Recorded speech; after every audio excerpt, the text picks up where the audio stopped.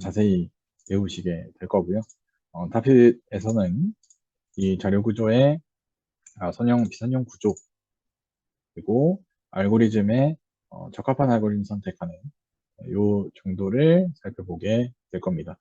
그래서 자료 구조에는 배열, 리스트, 스택, 큐, 데큐, 트리, 그래프, 알고리즘에서는 정렬과 탐색 알고리즘까지를 살펴보게 될 겁니다. 자, 우선 이 자료 구조, 데이터 스트럭처는 컴퓨터 기억 장치 내에 자료들을 저장하는데 어떻게 자료를 저장하면 잘 저장할 수 있을지에 대해서 고민하는 이 내용이고요. 크게 나누어 보면 선형 구조와 비선형 구조로 나눠 볼 수 있습니다. 첫 번째로 선형 구조는 자료가 일렬로 연결되어서 구성하는 방법이고, 비선형 구조는 일렬이 아니라 계층 구조, 망 구조와 같은 특별한 형태의 구조를 말하게 되고요. 선형 구조는 순서대로 1, 2, 3, 4, 5, 6, 7 순서대로 직선 형태로 앞에 자료, 그 다음 자료, 그 다음 자료, 그 다음 자료 이렇게 1대1 관계로 서로가 연결된 형태로 저장되는 것이고요. 종류로는 나중에 자세히 뒤에서 알아볼 겁니다. 배열, 리스트, 스택, 큐, 데큐 등이 있고요. 이 비선형 구조는 한 자료 뒤에 한 개가 있는 게 아니라 한 자료 뒤에 여러 개가 있을 수도 있고 한 개가 있을 수도 있고 그런 이 자료들 간의 어떤 순서가 1대1로 매칭되는 게 아니라 1대 다 혹은 다의 관계로 배치되는 트리나 그래프와 같은 자료 구조가 있습니다. 자료를 이렇게 다르게 저장하는 이유는 저장할 때야 저장을 하는 건데 저장한 후에 나중에 이 자료를 활용할 때 자료를 가공해서 활용할 때 편하게 사용하기 위해서 쓰게 되고요. 자막이 꺼졌었네요. 자, 그러면 이 분류들을 조금 더 그림으로 살펴보게 되면 순차 선형 구조들 같은 경우는 메모리에 저장할 때 시작 위치에부터 빈자리 없이 순서대로 1, 2, 3, 4, 5, 6 우리가 어떤 이 서랍에 저장을 한다고 치면 연결돼서 첫 번째 서랍, 두 번째 서랍, 각 서랍 연결해서 바로바로 다음 자료들을 연속적으로 저장하는 것이고요. 그리고 물리적으로 이렇게 연속으로 저장하기 때문에 논리적인 순서도 물리적인 순서와 일치하게 됩니다. 이렇게 하면 어떤 게 좋으냐? 여러분 그 레코드판 이렇게 돌아가는 거 혹시 보셨습니까? 레코드판에다가 이렇게 읽을 수 있는 헤드를 이렇게 올려놓으면 레코드판이 빙빙빙빙 돌면서 이 헤드가 조금씩 안쪽으로 들어가면서 이 레코드판에 이 표시되어 있는 아주 작은 음의 높낮음을 가지고 어떤 음악이나 노래 이런 것들을 연주해 주잖아요. 왜 이 음들이 연속적으로 빈자리 없이 연속적으로 이렇게 순서대로 저장되어 있기 때문에 그걸 순서대로 플레이하면 순서대로 소리를 내면 음악이 되는 그런 순차 자료 구조이고요. 그런데 이 연결 구조는 반대로 이 순차 자료 구조는 이렇게 순서대로 논리적인 순서대로 저장을 하다 보니까 이 중간에 순서를 바꾸게 되면 예를 들어 갑자기 이 레코드판에 중간에 한 마디를 추가하고 싶다. 근데 추가한 다음에 뒤에 노래들은 다 뒤로 밀려야 된다라고 하면 그 시점부터 새로 다 작성을 해야 되잖아요. 그래서 왜냐하면 순서가 실제 물리적인 순서와 똑같아야 되니까 논리적인 순서와 물리적인 순서가 똑같아야 되니까. 그런데 연결 자료 구조는 이런 물리적인 위치나 논리적인 순서가 상관없이 이 다음 데이터는 저기 100번에 있다. 100번 다음 데이터는 20번에 있다. 20번 다음 데이터는 120번에 있다. 이렇게 그냥 우리가 순서대로 논리적으로 순서대로 이렇게 데이터를 요청하면 물리적으로는 다른 위치에 존재하는 자료 구조를 말합니다. 과거에는 데이터를 쓰는 장비들이 디스크에다가 레코드판처럼 이렇게 순서대로 작성을 하는 형태여서 이 순차 자료 구조가 효율적이었다면 지금의 여러분들 이제 하드디스크 HDD와 그 SSD, 솔리드 스테이트 디스크 여러분들도 뭐 컴퓨터에 좀 관심 있으면 네, 그 SSD에 윈도우 설치했을 때랑 HDD 하드디스크에 윈도우 설치했을 때 부팅 속도가 확실히 다르죠. 하드디스크에 저장했으면 순서대로 저장했으니까 더 빨리 익히는 게 아닌가 싶은데 어, 이 최근의 기술들이 그렇게 순서대로 저장하지 않아도 충분히 빠르게 이 물리적인 데이터들을 읽을 수 있는 기술이 왔기 때문에 그 순차 자료 구조를 꼭 고집하지 않아도 자료를 저장하고 읽고 쓰는데 크게 문제가 없어졌기 때문에 연결 자료 구조가 훨씬 더 또 유연할 수 있습니다. 왜냐하면 연결 자료 구조는 중간에 데이터를 끼워 넣게 됐을 때 논리적인 순서만 바꿔주면 되니까 물리적으로는 저기 뒤에 저장되어 있더라도 논리적인 순서만 바꿔주면 되기 때문에 훨씬 더 지금 하드웨어들이 더 좋아졌기 때문에 연결 자료 구조가 지금은 훨씬 더 또 나을 수 있습니다. 자, 그럼 이 자료 구조의 첫 번째 가장 기본적이 되는 이 자료 구조인 스택에 대해서 살펴보겠습니다. 이 스택은 우리가 프링글스 여러분들 다 먹어 보셨죠? 프링글스 그 감자칩이 들어있는 과자. 이 프링글스에 들어있는 이 감자칩들은 가장 먼저 이 프링글스 통에 넣은 감자칩을 우리가 가장 마지막에 꺼내서 먹게 되겠죠. 그래서 이 스택의 구조는 먼저 놓은 자료를 나중에 꺼내어서 활용하게 되는 자료 구조라고 합니다. 그래서 자료의 추가와 삭제는 항상 제일 위에서만 발생하게 되고 우리가 자료를 계속해서 밀어넣게 되면 0, 그 위에 1, 그 위에 2 이런 식으로 쌓이면서 데이터가 입력되는 형태의 자료 구조를 스택이라고 합니다. 그리고 이걸 이제 이 자료 구조에서는 이렇게 뭐 피포, 리포 이렇게 많이 얘기하는데요. last in 마지막에 들어간 게 first out 처음 나온다 해서 LIFO 해서 리포라고 이렇게 얘기하기도 합니다. 이게 이 스택의 형태이고요. 그럼 이 스택의 삽입과 삭제를 할 때는 어떻게 하냐? 탑이라고 하면 스택의 이 자료의 삽입과 삭제가 일어나는 지점을 말하는 거기 때문에 데이터를 어, 제일 위에 있는 데이터를 확인할 때 탑이라고 합니다. 그 다음 푸시는 말 그대로 누르는 거예요. 그래서 스택의 데이터를 넣는 걸 푸시라고 하고요. 팝은 스택의 탑 위치에 있는 맨 위에 있는 데이터를 스택에서 제거하고 내가 그 데이터를 읽는 걸 팝이라고 합니다. 그래서 보통 푸시 팝으로 데이터를 이 자료 구조에 넣고 꺼내 쓰게 되고요. 그리고 is empty, is full 같은 경우는 스택이 is empty, 스택이 empty냐, 비어있냐 라고 하면 true는 참, false는 거짓인데요. 그래서 실제로 empty면 true, empty가 아니면 false라는 값을 결과로 주는 함수가 되어 있습니다. 반대로 is full이라고 하면 스택이 풀이냐 물어봤는데 스택이 풀이면 참이니까 true를 리턴할 거고요. 스택이 풀이 아니면 false를 리턴하게 됩니다. 이렇게 가장 기본적인 스택 구조를 살펴봤고요. 그래서 이 스택 구조가 뭐 우리가 알고리즘이나 다른 어떤 구조를 이제 설계할 때 많이 사용되고요. 그 다음으로 많이 사용되는 queue입니다. queue는 아까 스택은 last in, first out이었는데 우리가 흔히 생각하는 대기열입니다. 대기열. first in, first out입니다.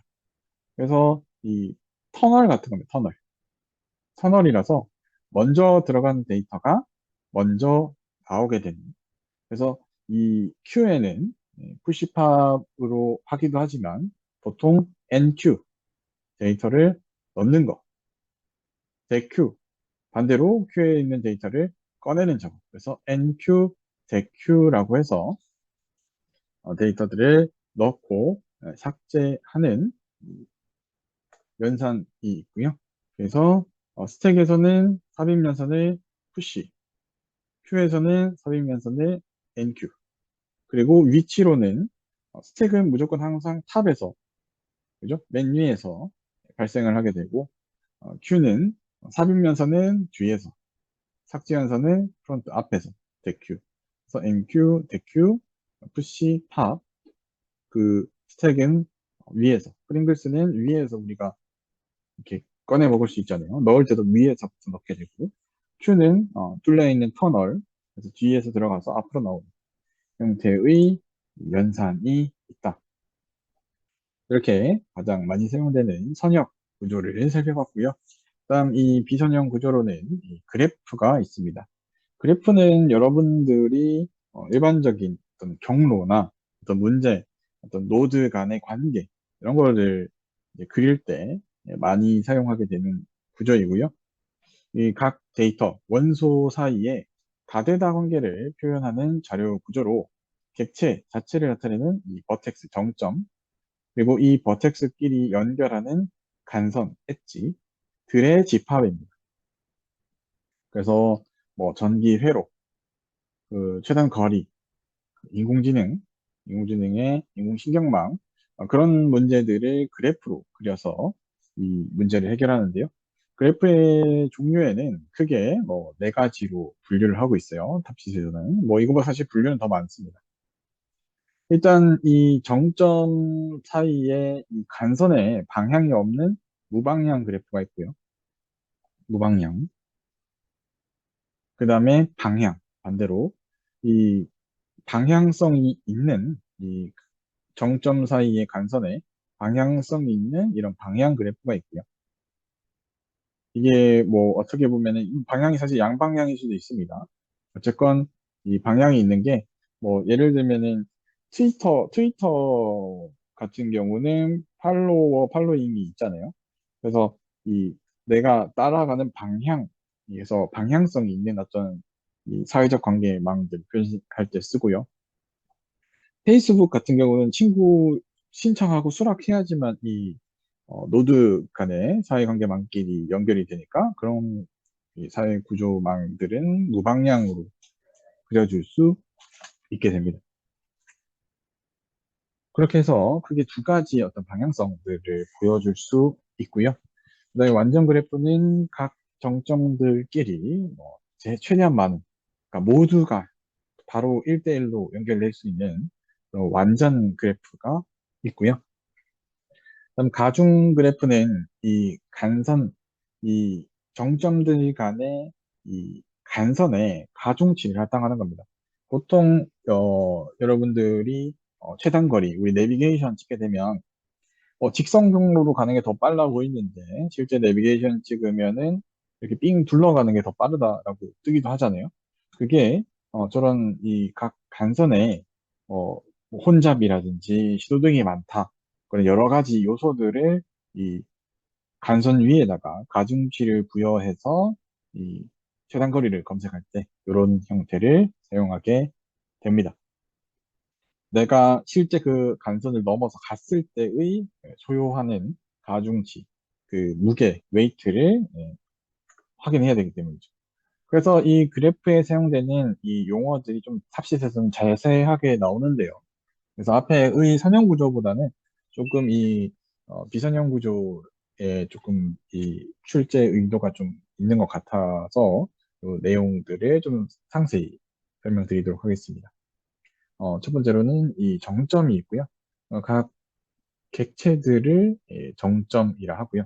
그리고 인접 정점은 이 정점과 연결된, 직접적으로 연결된 정점들을 인접 정점이라 하고요. 그리고 이 정점끼리 연결하는 선을 엣지, 간선이라 하고요. 그 다음 이 차수가 있는데요. 이 정점에 연결되어 있는 간선의 수. 그래서 이 정점은 두 개와 연결되어 있으니까 차수가 2다. 이 정점은 네 개와 연결되어 있으니까 4다. 우리가 사회관계망에서도 이런 차수를 많이 쓰는데요. 우리가 어떤 광고를 해야 될 때, 우리 뭐 유튜버들로 봤을 때 뭐 50만 유튜버, 100만 유튜버, 뭐 200만 유튜버라고 했을 때 그럼 구독자가 많은 사람일수록 우리가 홍보 비용을 똑같은 예를 들어 100만 유튜버한테도 이 광고 영상 한번 올리면 100만 원, 200만 유튜버한테도 광고 영상 한번 올리면 100만 원. 이러면 훨씬 200만 유튜버한테 우리가 간선의 정점의 차수가 더 높은 200만이라는 차수를 가지고 있는 이 유튜버한테 홍보했을 때 효과가 훨씬 더 좋을 거잖아요. 만약에 동일한 비용이라면 그런 것들을 계산할 때 이 차수, 이 정점에 가지고 있는 인적 감정이 얼마나 많은지 그걸 확인할 때 차수라 하고요. 그런데 이 방향 그래프 같은 경우는 나한테 들어오는 진입 이 간선이 있고 나한테 나한테서 다른 정점으로 나가는 간선, 진출 차수가 있습니다. 그래서 방향 그래프에서는 이 차수를 진입 차수, 진출 차수로 별도로 구분해서 이 차수를 카운팅하기도 합니다. 자, 그 다음 이 패스라는 게 있는데요. 우리가 아까 말한 이 최단 경로와 같은 이 경로들을 나열을 한 번씩 해줘야 할 필요가 있습니다. 그래서 내가 0부터 3까지 가는 단순 경로가 뭐가 있냐? 그러면 지금 제가 여기 보여드린 것처럼 0, 1, 2, 3도 있을 거고 0, 2, 3도 있을 겁니다. 이게 이 단순 경로고요. 특정 정점에 시작해서 다른 정점까지 길을 이렇게 다시 돌아가지 않고 그러니까 우리가 내비게이션에서 이 출발지부터 목적지까지 갈 때 단순 경로를 전부 다 도출해라.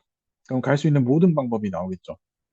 유턴하지 않는 경로를 다시 중복하지 않는 근데 그 중에서 웨이트를 넣었을 때 가장 적은 비용이 들어가는 경로를 알려달라. 그러면 그 경로를 나한테 알려주고 내비게이션이 그 웨이트 가장 작은 어, 경로를 최단 시간 경로라고 선택해서 가게 될 거고요. 그런데 요새 내비게이션에는 꼭 이 최단 경로만을 쓰지는 않고 다른 기능들도 같이 쓰고 있죠. 그래서 시간에 따라서 이 웨이트 가중치가 변경되기도 하고요. 그 다음 이 사이클은 시작과 종점이 같은 경로들을 말해요. 그래서 이렇게 0에서 1, 2, 다시 0으로 오는 이런 경로를 사이클이라고 합니다. 사이클도 어떤 그 의사선택 과정에서 필요로 하는 게 있다면 사이클도 활용하게 될 겁니다. 그래서 이 그래프는 수행하는 기능이나 운영 방법에 따라서 이 그래프를 결국 이 그림 형태로 컴퓨터에 저장할 수는 없잖아요. 그러면 컴퓨터에 저장을 하려면 어떤 데이터가 되어야 하는데 이걸 예, 그리는 방법에 크게 두 가지가 있습니다. 인접 행렬과 인접 리스트가 있는데요. 인접 행렬은 행렬처럼 그려서 A와 A, B, C를 이렇게 행렬로 다 그린 다음에 A, B는 연결이 되어 있나? A와 B는 연결되어 있다. 1. A와 C는 연결되어 있나? 연결되어 있다. 1. 이렇게 이 두 가지의 이 정점들끼리 연결이 되어 있는지 이 행렬로 0일로 표시하는 방법이 있고요. 그 다음에 인접 리스트라고 해서 리스트를 이용해서 A의 헤드에서부터 B, B에서 C로 갈 수 있다. 그 다음에 B에서 시작했을 때 A로 갈 수 있고 C로 갈 수 있다. C에서 시작했을 때 A로 가고 B로 갈 수 있다. 이렇게 리스트 형태로 표기하는 방법도 있습니다. 어쨌건 이 그래프라는 그림을 자료로 저장을 해야 되니까요. 그 다음 이 두 번째 이 비선형 자료 구조로는 이 트리 구조가 있습니다. 일단 그래프들을 제가 좀 빠르게 넘어온 것 같아서 여기에서 잠깐 5분 쉬고 요 내용들을 한번 정리해 보시는 시간을 갖도록 하겠습니다. 우리 주변에서 볼 수 있는 다양한 그래프의 사례들 한번 뭐 내비게이션부터 시작해서 여러 가지 그래프의 활용 사례들에 대해서 한번 고민해 보시면 좋을 것 같습니다. 5분 쉬고 계속하겠습니다.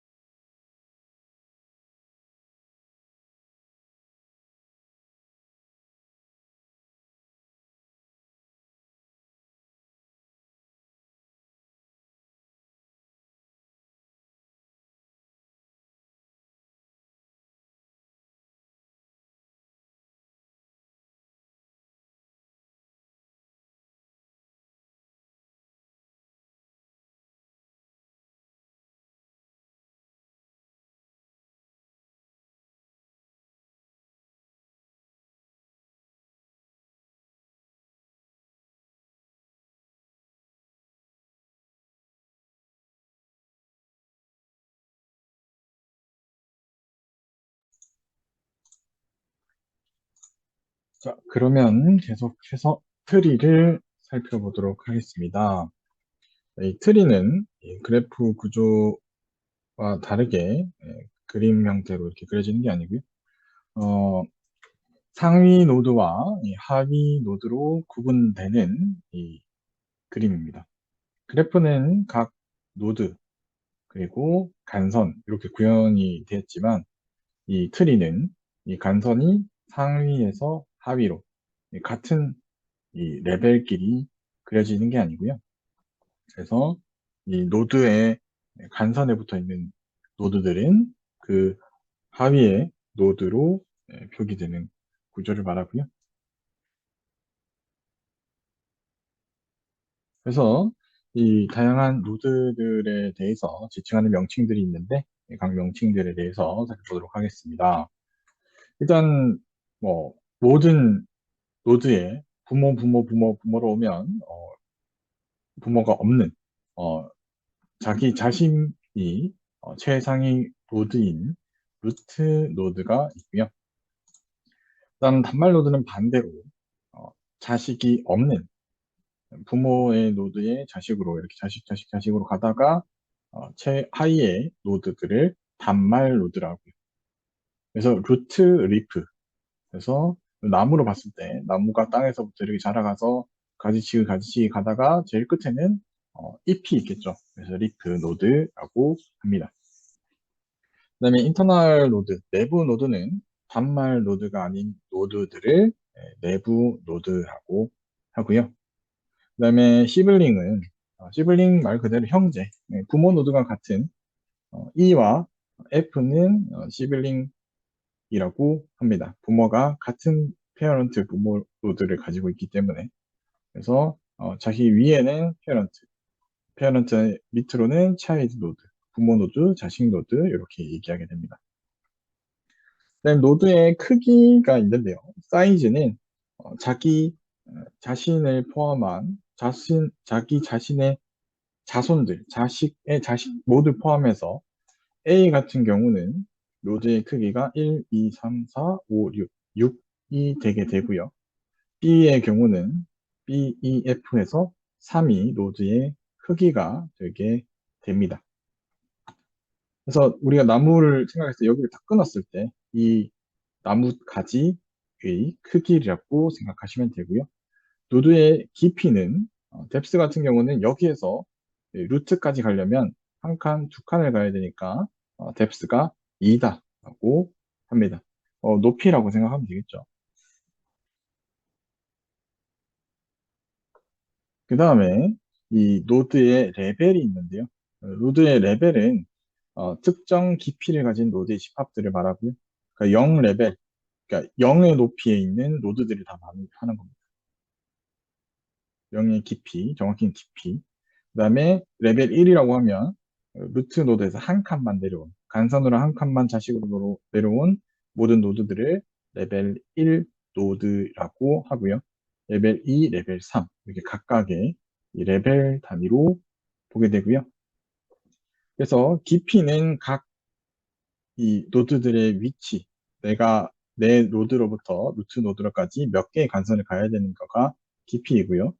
이 높이는 실제 이 헤이트라는 이 높이는 보통 이 트리에서 씁니다. 그래서 트리 전체의 높이, 이 트리 나무가 높이가 최대 뻗은 가지가 한 칸, 두 칸, 세 칸 가 있기 때문에 높이가 3이다라고 표현하게 되고요. 그럼 이 트리에도 다양한 종류의 트리가 있을 건데, 뭐 이진 트리, 이진 탐색 트리, 균형 트리, 비균형 트리, 뭐 여러 가지가 있습니다. 각 트리들에 대해서 간단하게 살펴보면, 이진 트리는 트리의 자식이 두 개씩만 최대 트리가 가질 수 있는 이 노드가 가질 수 있는 자식이 최대 두 개를 그런 형태의 트리를 이진 트리. 뭐 예를 들어 트리가 가질 수 있는 자식의 최대 개수가 3개다 그러면 3진 트리, 4진 트리 이런 형태로 트리의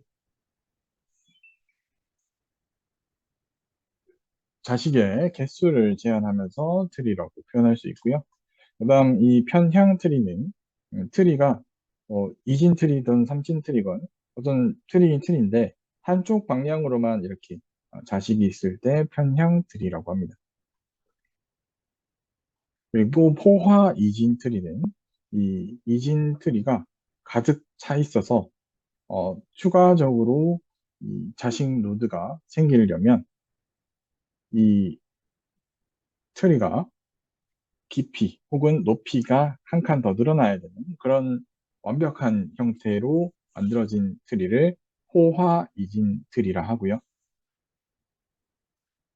그다음 포화 이진 트리에서 이 노드들이 하나씩 날아가게 되면 이때는 그냥 이 포화 이진 트리는 아니고 이렇게 날아갔으니까 완전 이진 트리가 되고요.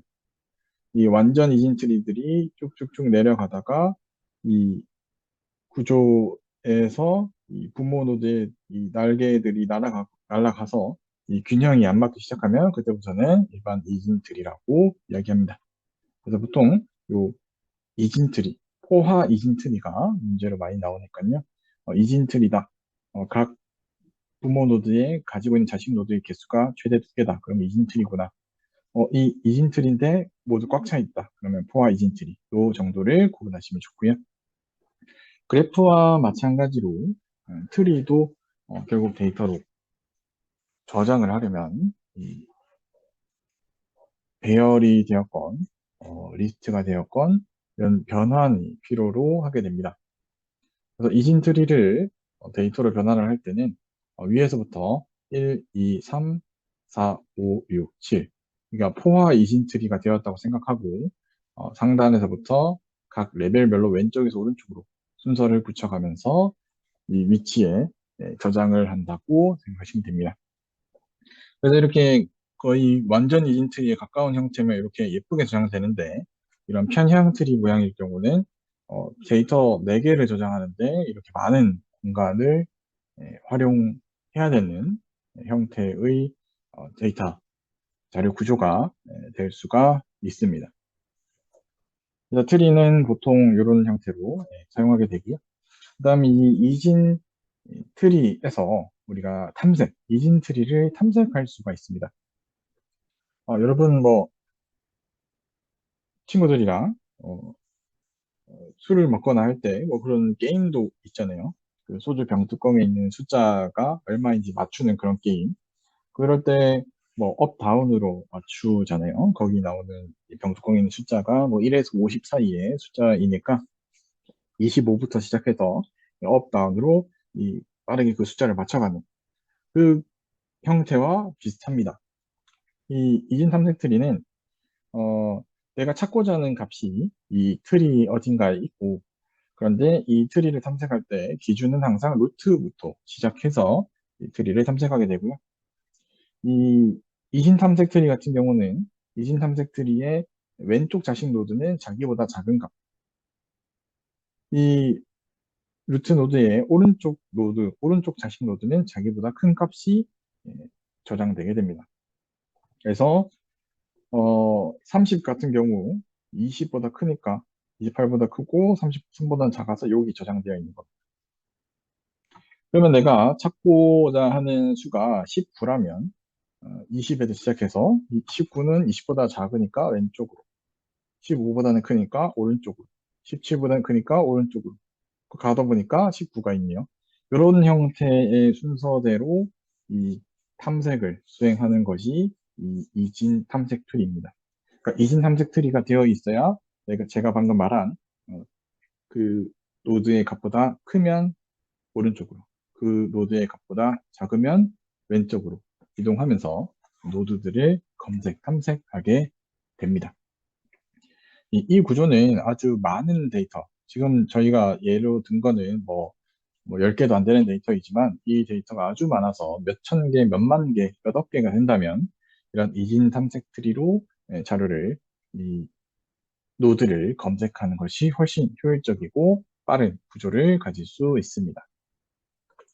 그러면 이런 다양한 자료 구조들에 대해서 스택, 큐, 그래프, 트리까지 살펴봤는데요. 이런 자료 구조의 선택 기준은 어떻게 될까요? 우리가 소프트웨어를 개발할 때 어떤 자료 구조를 활용해야 좋은지, 그 선택의 기준에는 자료의 처리 시간, 자료를 내가 탐색하거나 자료를 내가 추가하거나 자료를 삭제하거나 내 프로그램의 용도에 따라서 추가가 많을 수도 있고 삭제가 많을 수도 있고 탐색이 많을 수도 있습니다. 각 내가 원하는 기능의 처리 시간 그리고 이 소프트웨어가 다루어야 할 자료의 크기 얼마나 많은 자료를 다뤄야 되는지 자료의 크기도 선택 기준이 되고요. 자료의 활용 빈도 얼마나 이 자료를 자주 사용하는가 그리고 갱신 정도 얼마나 이 자료를 자주 변경하는가 그리고 이 프로그램의 용이성, 프로그램을 실제로 개발하고 활용했을 때 어떤 자료 구조일 때 훨씬 더 용이한가, 구현하기 편하고 잘 활용할 수 있는가 그런 것들이 이 자료 구조의 선택 기준이 됩니다. 그럼 이 자료 구조의 이 활용은 진짜 어떤 형태로 하냐? 이 내가 가지고 있는 자료들을 정렬하거나 아니면 이 자료들을 검색 그리고 이 자료들을 이용해서 파일을 만들거나 인덱스, 순서를 매겨서 활용하는 그런 형태의 이 자료 구조 활용이 있는데요. 리스트 같은 경우는 배열의 실제 이 구현을 리스트로 한다든지 아니면 데이터베이스의 인덱스 탐색과 정렬과 같은 데이터베이스, DBMS에 많은 자료를 저장하고 그걸 자꾸 입출력해야 된다. 우리가 관리할 데이터가 아주 크다. 그럴 때 리스트로 많이 구현을 하게 되고요. 그다음 스택 같은 경우는 실제 어떤 자료의 저장보다는 인터럽트의 처리. 우리가 어떤 일을 하다가 뭐 여러분들도 그렇게 하잖아요. 예를 들어 뭐 과제를 하고 있다가 급하게 어, 부모님이 불러서 뭐 뭘 도와달라 했어요. 그럼 그 일을 끝나고 나면 다시 아까 하고 있던 과제를 하러 오잖아요.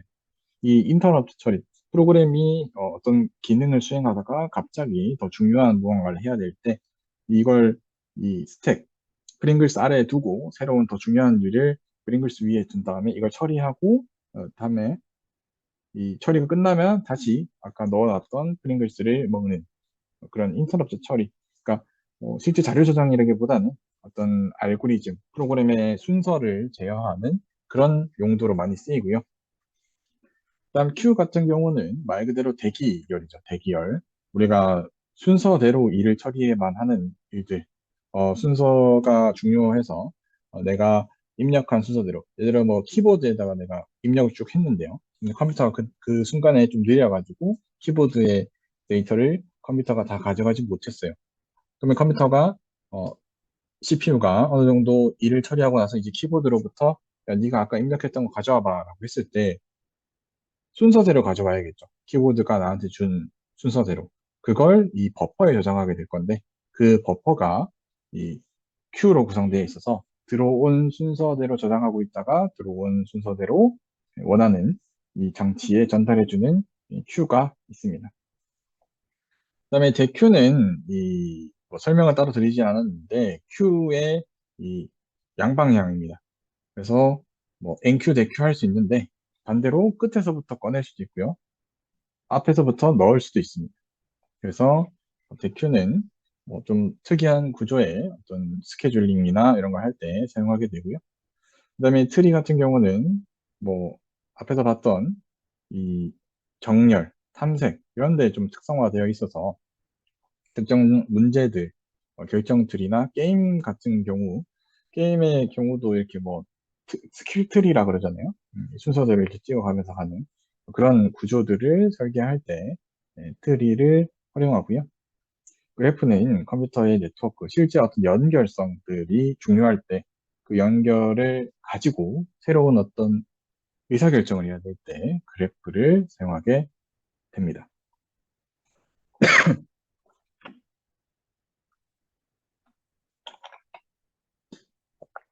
이렇게 저희는 자료 구조에 선형 구조, 비선형 구조, 그게 두 가지의 자료 구조를 살펴보았고요.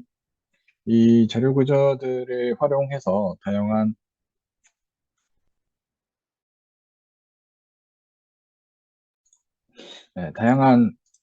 프로그램에서 용도에 맞게 뭐 우리가 데이터를 검색하는 프로그램이다. 그러면 리스트를 많이 쓸 거고 우리가 어떤 일들을 순서대로 처리해야 된다. 순서가 중요하다 하면 q 아니면 인터럽트가 발생해서 더 우선순위가 높은 일들을 처리하고 다시 또 일을 처리한다. 그러면 스택. 다양하게 꼭 또 프로그램이 리스트만 쓴다, 스택만 쓴다, 큐만 쓴다가 아니고요.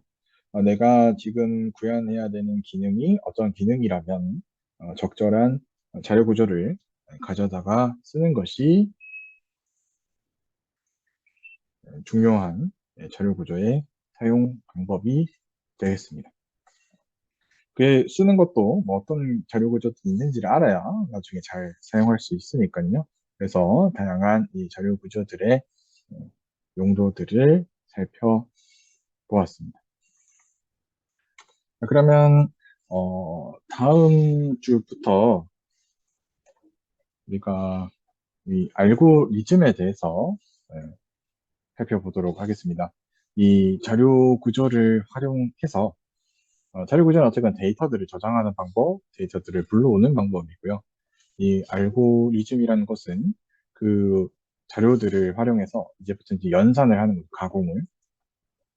이 정렬하거나 이렇게 탐색한 자료들을 가공해서 새로운 결과물, 가공의 결과물을 활용하고자 할 때 쓸 수 있는 다양한 알고리즘, 그리고 그 알고리즘들을 활용해서 어떻게 사용 가능할지에 대해서 다음 수업 시간에 보도록 하겠습니다.